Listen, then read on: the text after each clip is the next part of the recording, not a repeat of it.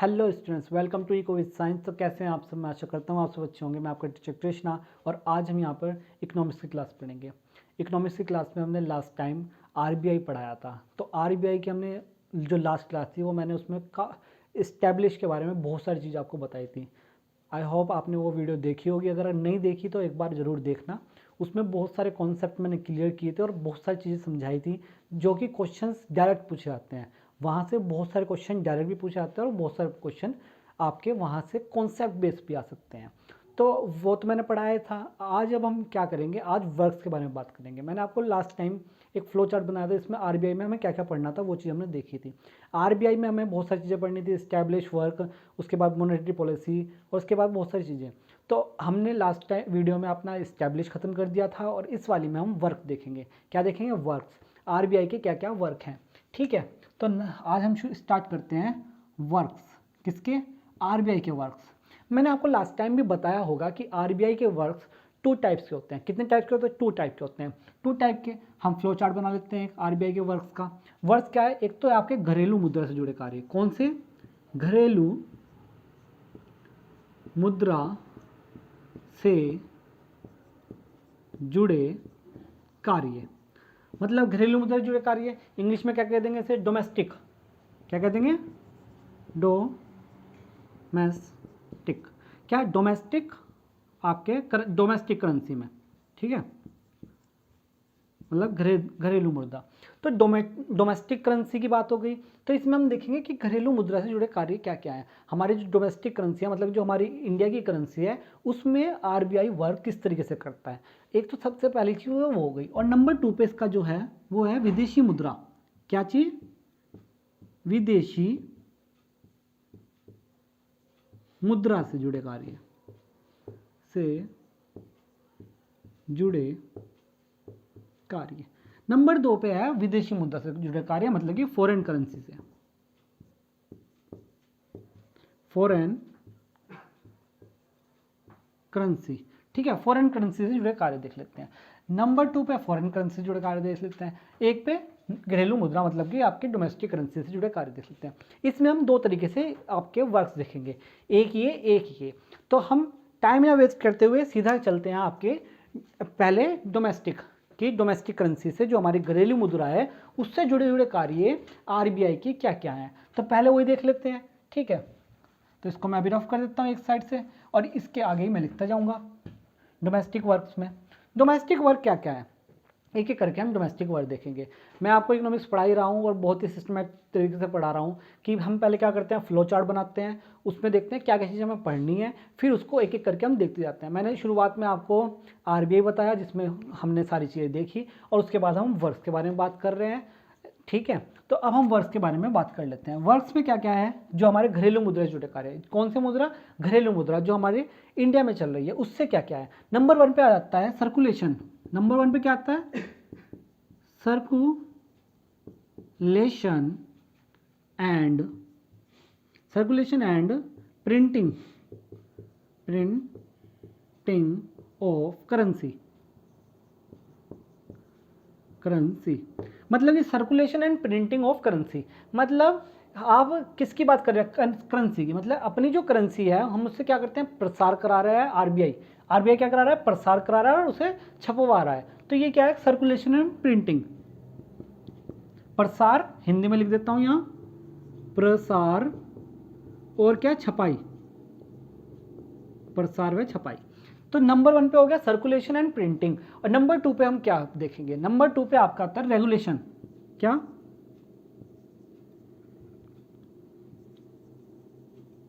Regulation. क्या? Regulation की बात करते हैं कि रेगुलेशन मतलब नियंत्रण। क्या करता है? नियंत्रण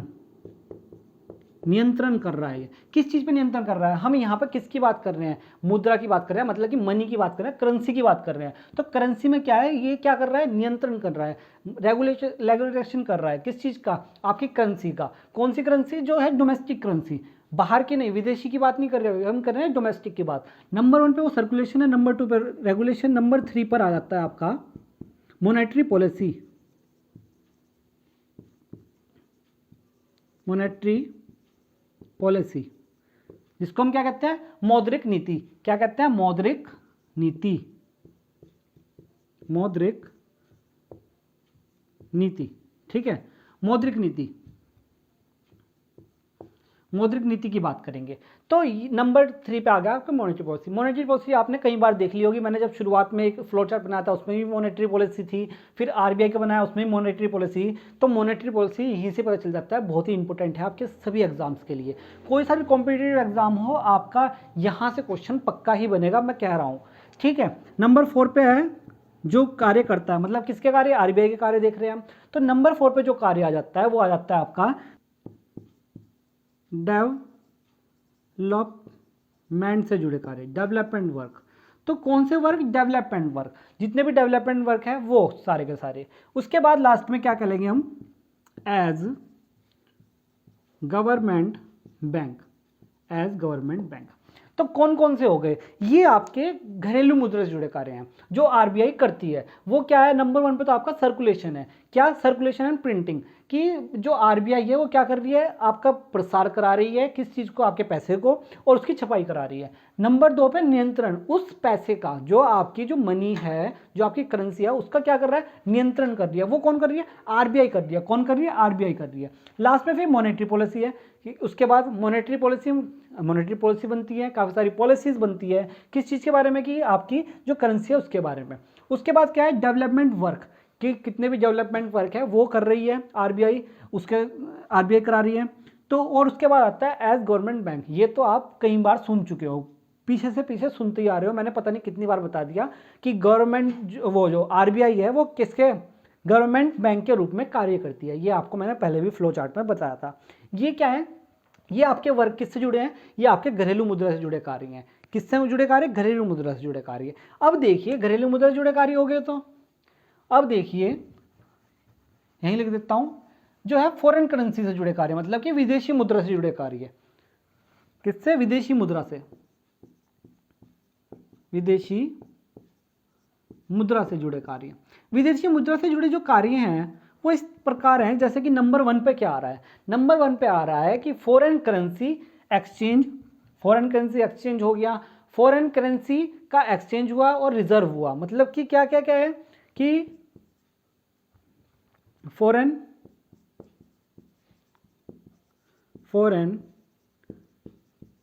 करेंसी का एक तो हुआ रिजर्व, और दूसरा क्या हुआ, second foreign currency exchange.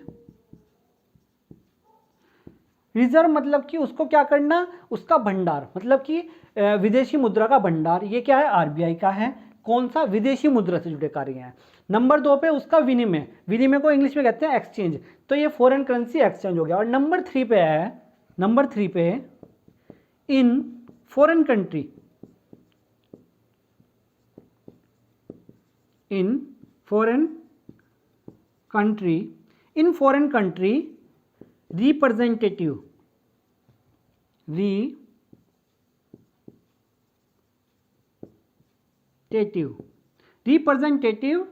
Bank of government, ठीक है, रिप्रेजेंटेटिव बैंक ऑफ गवर्नमेंट। अब इसका मतलब है क्या, फॉरेन करेंसी में सबसे पहली चीज तो आती है कि फॉरेन करेंसी का रिजर्व, मतलब भंडार रखना।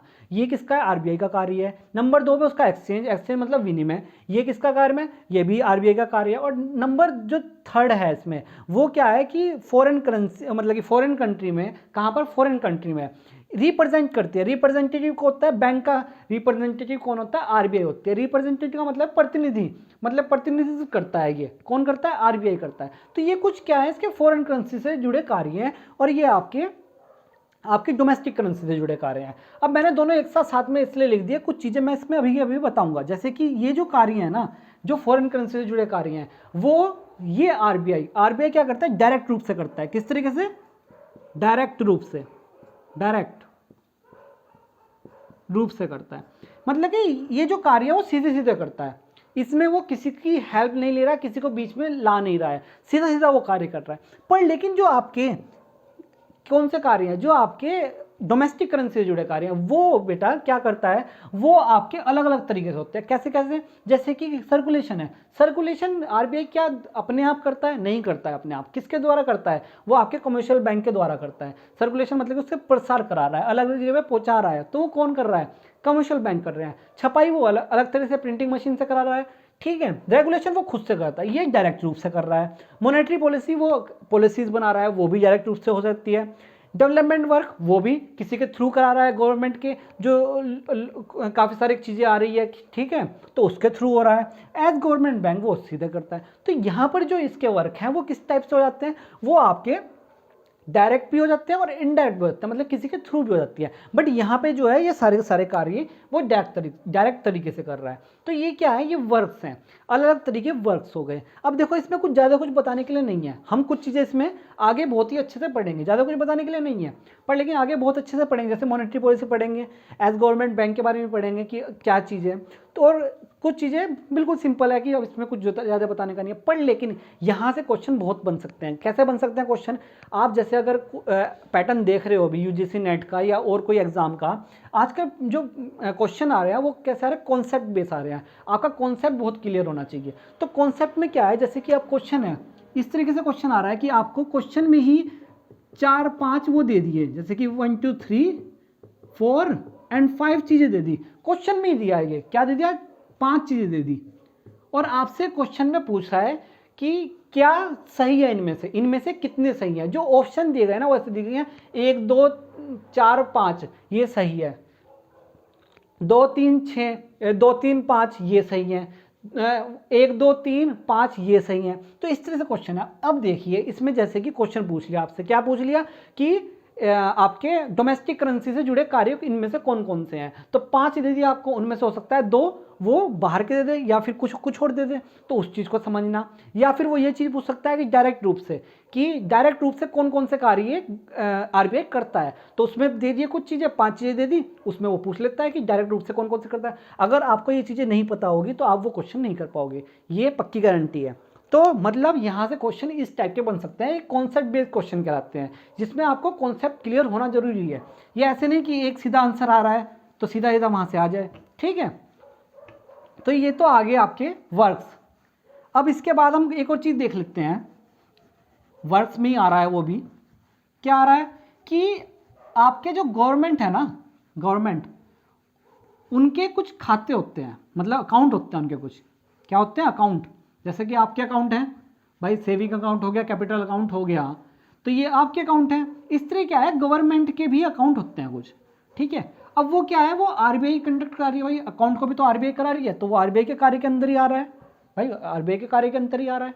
तो उसको देख लेते हैं। क्या बात बोली मैंने? गवर्नमेंट के खाते, किसके? गवर्नमेंट के खाते, अकाउंट, ठीक है। गवर्नमेंट के अकाउंट के बारे में बात करें। गवर्नमेंट के अकाउंट 3 तरीके होते हैं। कितने तरीके? 3 तरीके के। कौन कौन से होते हैं उसके बारे में अब एक एक करके बात करेंगे। एक होता है संचित निधि, संचित निधि, क्या? संचित निधि। इसको हम इंग्लिश में क्या देते हैं?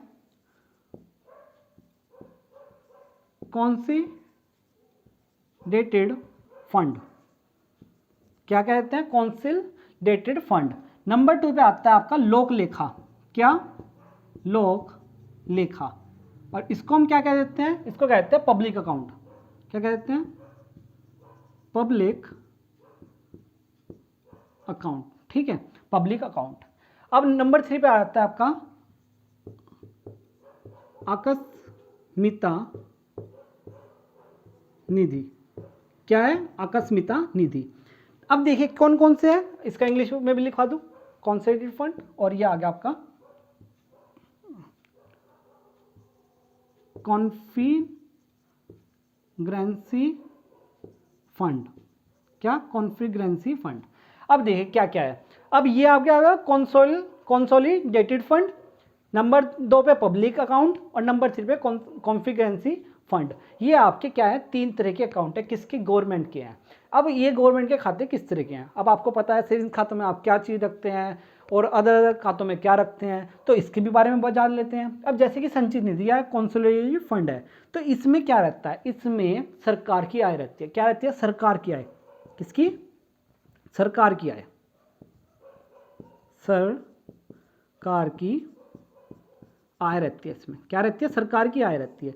इसके अंदर सरकार की आय रहती है कि सरकार कौन कौन सी आय है, मतलब कोई भी आय हो, वो चाहे आपके टैक्सेस से आई हो, चाहे वो कोई प्राइवेटाइजेशन करके आई हो, जैसे कि अभी चल रहा है, गवर्नमेंट क्या कर रही है? प्राइवेटाइजेशन कर रही है, अलग अलग चीज़ों का प्राइवेटाइजेशन हो रहा है, तो चाहे उससे वो पैसा मिला हो, चाहे सरकार को कहीं से पैसा मिला हो, वो सारी क्या है?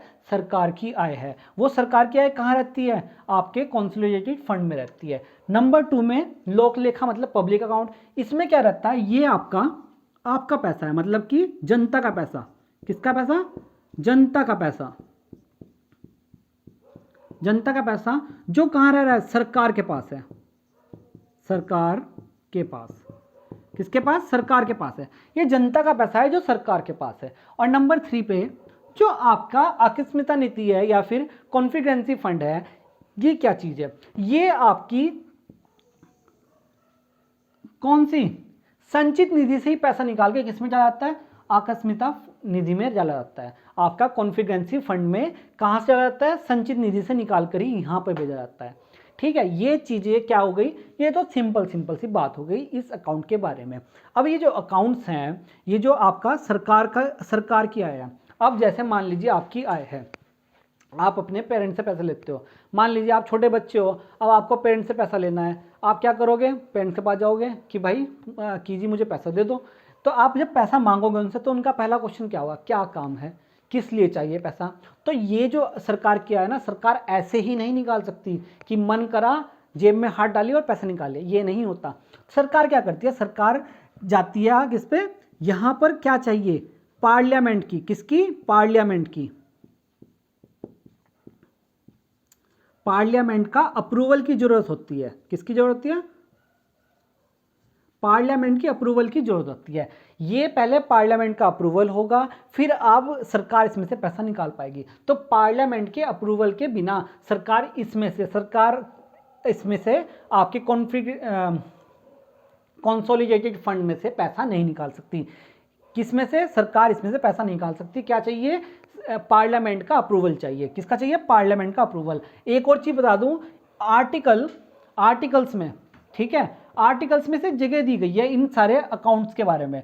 तो वो किस किस में दी गई है? ये दी गई है 266(1) में।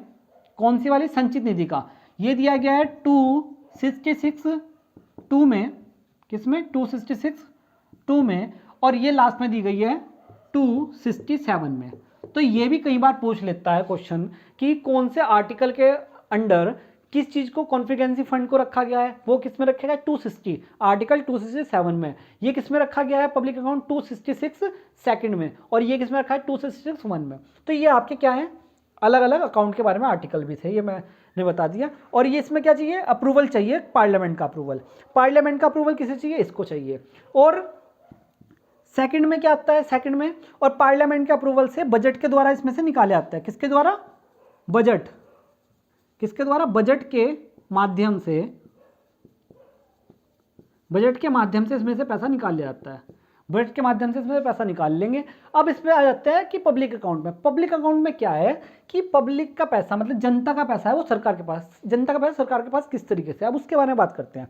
जनता का पैसा सरकार के पास ऐसे है कि जो आपका पैसा बैंक में जाता है ना, बैंक में जो इकट्ठा हो रहा है, बैंक में आपने रख के आए हो, उसे सरकार यूज कर सकती है। ठीक है, सरकार को कुछ भी अगर कार्य है तो वो ले सकती है। पर लेकिन ये क्या होता है? सरकार की ये क्या कहलाते हैं? लाइबिलिटी कहलाती है। क्या कहलाती है? लाइबिलिटी। क्या कहलाती है? लाइबिलिटी। लाइबिलिटी का मतलब है एक तरह से उधार। ये सरकार के पास उधार है, मतलब लाइबिलिटी है। तो वो क्या करेगी? इसको वापस करना पड़ेगा। अगर आप जाओगे सरकार के पास कि जी मेरा पैसा है दो, सरकार ये नहीं कहेगी कल को आओ। सरकार ऐसा नहीं कह सकती। सरकार को जब के जब देना पड़ेगा, तुरंत देना पड़ेगा। तो ये लाइबिलिटी है, सरकार को यूज करना है तो वो कर सकती है इस चीज में से। ये क्या है? पब्लिक अकाउंट है। अब लास्ट में आता है कॉन्फिडेंसी फंड। अब आपके मन में एक क्वेश्चन आ रहा होगा कि कॉन्फिडेंसी फंड क्यों बनाया गया? जब आपका संचित निधि से निकाल के पैसा यहाँ डालना था तो इसको बनाया क्यों है? अब इसको बनाने का कारण क्या है? देख लीजिए। इसको बनाने का कारण क्या है कि यहाँ पर अप्रूवल की जरूरत नहीं होती। किसके अप्रूवल की जरूरत नहीं होती? पार्लियामेंट की अप्रूवल की जरूरत नहीं होती। तो मतलब क्या है, सरकार जब चाहे पैसा निकाल सकती है। अब आप मुझे ये बताइए, तो ये तो वही बात हो गई कि सरकार ने एक अलग बना दिया कि जब मन करेगा जब निकाल लेंगे, इससे टेंशन ही फ्री कि भाई पार्लियामेंट के पास जाओ। बट ऐसा नहीं है, हर चीज़ के लिए यहाँ से यूज़ नहीं हो सकता। ये सिर्फ किसके लिए? राहत कार्य के लिए। कौन से? राहत कार्यों के लिए। अब किस टाइप के राहत कार्य? मतलब कि आपदा राहत। वैसी राहत नहीं कि हमें सोना है, हमें बिल्कुल ही आलीशान जिंदगी जीना है तो इसमें से पैसे। राहत कार्य मतलब आपदा राहत, कि कोई आपदा आ गई, भूकंप आ गया, कोई एक्सीडेंट हो गया है, तो उसमें पैसे यूज़ किए जाएं। वो कहाँ से निकाल के? इसमें से। और इसमें अप्रूवल की जरूरत इसलिए नहीं रखी गई क्योंकि आप अगर क्या हो गया, आपदा, ये आपदा बताकर नहीं आती, एकदम से आ गई, तो क्या फिर सबसे पहले कहाँ जाओगे? पार्लियामेंट के पास जाओगे क्या कि जी अप्रूवमेंट दे दो, अप्रूवल दे दो हमको, कि जी पैसा चाहिए हमको। तो सीधा क्या करेंगे हम? कॉन्फ्रिगेंसी फंड से निकाल लेंगे। कॉन्फ्रिगेंसी फंड से निकाला और हमने वहाँ पर यूज़ कर लिया। तो ये इसलिए बनाया गया कॉन्फ्रिगेंसी फंड, जिससे कि आपदा राहत जितने भी कार्य हों वो हो। जब आप देखते हो ना कि कोई एक्सीडेंट हो गया या फिर कुछ जैसे भूकंप वगैरह जाता है, तो उसमें क्या करते हैं हम? उसमें गवर्नमेंट क्या करती है? गवर्नमेंट क्या करती है कि बता देती है कि 5-5 लाख रुपए जितने भी घायल हुए हैं उन सब के लिए। तो 5-5 लाख रुपए कहाँ से आ रहा है? गवर्नमेंट इसी उससे दे रहा है। तो ये क्वेश्चन यहाँ से बन सकते हैं कि कौन से अकाउंट है वो, कौन सा अकाउंट है जिससे गवर्नमेंट क्या देती है? राहत कार्य के लिए पैसा देती है। वो कौन सा है? यही वाला है, कॉन्फ्रिगेंसी फंड। ये कॉन्फ्रिगेंसी फंड से ही वो पैसा देती है। तो ये आपका कॉन्फ्रिगेंसी फंड हो गया, यहाँ अप्रूवल की जरूरत नहीं है। और जब ये पैसा जितना खर्च किया है तो लास्ट में सरकार बजट के साथ इसको पेश कर देगी। किसके साथ? बजट के साथ पेश कर देगी। बजट के साथ, बजट के साथ इसको क्या कर देगी? पेश कर देगी कि जी हमने इतना इतना पैसा उसमें खर्च कर दिया है। तो ये सारा क्या था? ये आपके खाते हैं अलग अलग तरह के। ये आपका कॉन्फ्रिगेंसी फंड, वो consolidate fund, public account, contingency fund, ये आपके सारी चीज़ें थी। अब देखिए ये आपके क्या है? सारे हैं। तो आज के लिए इतना ही रहेगा। मैंने आपको बहुत सारी चीज़ें बताई है। इसमें क्या क्या चीज़ें आज मैंने आपको पढ़ाई, एक बार रिवाइज कर लेते हैं। क्या क्या पढ़ाया मैंने आपको? मैंने आपको वर्क्स पढ़ाए। वर्क्स में 2 टाइप के वर्क्स थे। कौन कौन से वर्क थे? नंबर 1 था आपका फॉरेन करेंसी और नंबर 2 था आपका डोमेस्टिक करेंसी से जुड़े कार्य। अब कार्य उसमें अलग अलग थे, उसमें बहुत सारे कार्य थे, आपको समझ में आ ही गए होंगे। और फॉरेन करेंसी में भी बहुत सारे कार्य थे। तो ये बहुत सारे कार्य थे, उसके बारे में हमने अलग अलग थोड़ी थोड़ी बातें भी कर ली। और अब उसके बाद क्या था? गवर्नमेंट के कुछ खाते हैं, उनके बारे में बातें कर ली। गवर्नमेंट के खाते किस तरह के? कंसोलिडेटेड फंड, पब्लिक अकाउंट और कॉन्फ्रिगेंसी फंड। अब इसमें मैंने बता दिया कि इसमें अलग अलग चीज़ें की सरकार की आय रहती है, इसलिए जनता का पैसा है जो सरकार के पास मतलब सरकार के पास है उसे यूज़ कर सकता है। और ये आपका क्या है? ये संचित निधि मतलब कंसोलिडेटेड फंड से ही निकाल के इसमें पैसा डाल दिया जाता है। ये आपके खाते हो गए सरकार के, सरकार इसमें से पैसा यूज़ कर सकती है। अब ये क्या चीज़ें थी? ये सारा उसका था। अब ये क्या है? मैंने आपको बार बार बताता आ रहा हूँ क्या कि गवर्नमेंट के बैंक के रूप में कौन कार्य करता है? आरबीआई कार्य करती है। तो मैंने लास्ट टाइम भी एक क्वेश्चन दिया था और आज भी क्वेश्चन एक, चलो क्वेश्चन क्या है, एक चीज़ बताता हूँ, एक एग्जांपल देता हूँ। जैसे कि डीमोनेटाइजेशन चला था, क्या चला? डीमोनेटाइजेशन हुआ था। तो डीमोनेटाइजेशन किसका प्लान था? गवर्नमेंट का प्लान था। उसको एक्सिक्यूट किसने किया? मतलब कि उसको एक्सिक्यूट किसने किया? आरबीआई ने किया।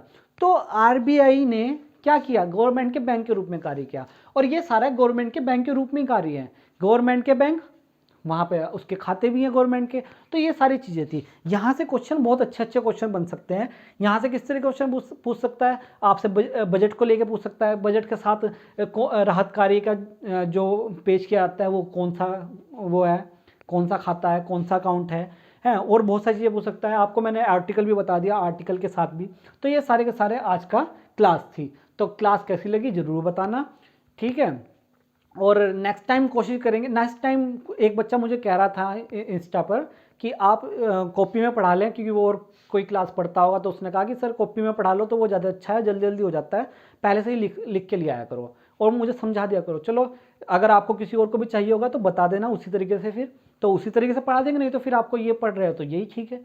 ठीक है, चलो अब मिलते हैं हम नेक्स्ट क्लास में।